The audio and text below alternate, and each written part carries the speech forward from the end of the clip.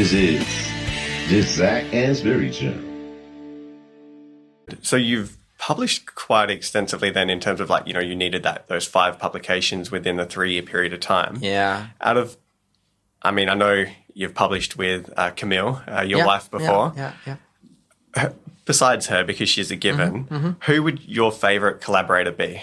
Who's the favorite person that you've had to work with? And I suppose why? Were they very good writers? Did you learn more from them? Did they introduce you to a new method?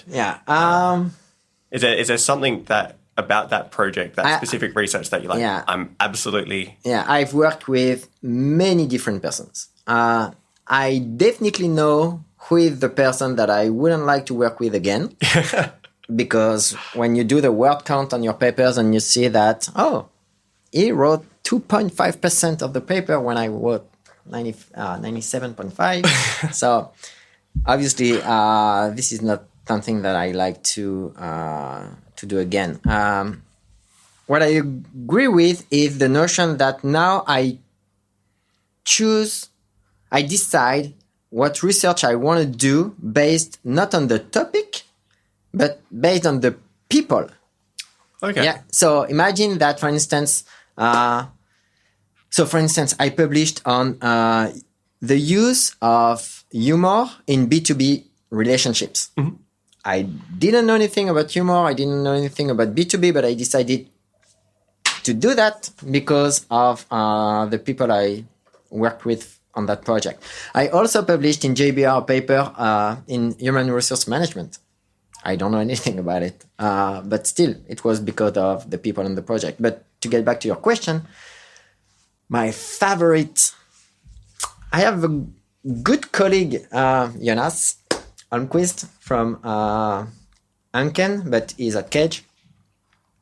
I like to work with him because he's very rigorous and he speaks English so well that when I send the draft and the draft gets back to me, I see all the differences and I learn a lot from that, obviously. And the good thing is super good in terms of theories and conceptualization. I'm better in methods and analysis, and so we are very complementary. Yeah. And we have the same mindset, and we target the same journals. So that is a really, really good co-author. So we had 2 good papers together, and I hope we will have some others. And also, 7 years ago, 7 years ago, I went to Duke University to work with Gavin Fitzsimons. It was only for 1 month, but I can tell you that this 1 month only was changed everything in my way of doing research. Because I remember him telling me, I don't run experiments, but I know how to tell the story. And from that day, I know that the most important aspect in a paper is not the data, it's not the theory, it's how you frame the paper. What is the story that you tell and how you tell it?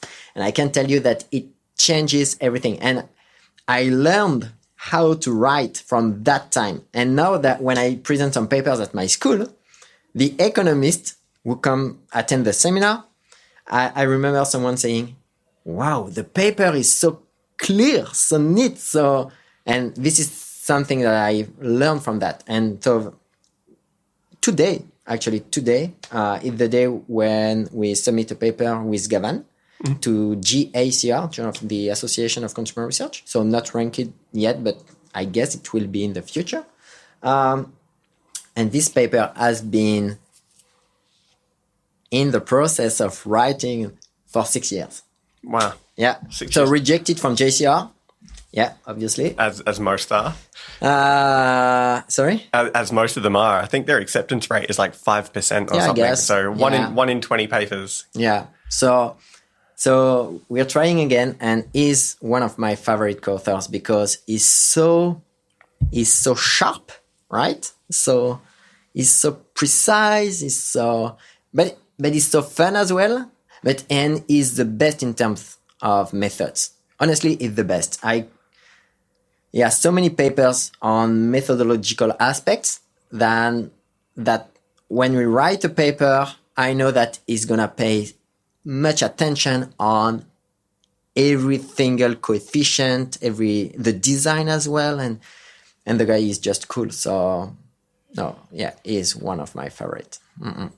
Sounds good. You mentioned that you often choose what you're going to work on based on your co-authors, which I think is smart, because if you don't enjoy the person's company, or you don't feel like they're contributing, or they don't provide complementary skills or something you can learn from, And it's not fun. then it doesn't. Yeah, and it's not fun. And if you want the work to be not to be perceived as work, obviously you have to work with people you like, because in that case it's much more enjoyable. And yeah, exactly. Life's too short to do otherwise.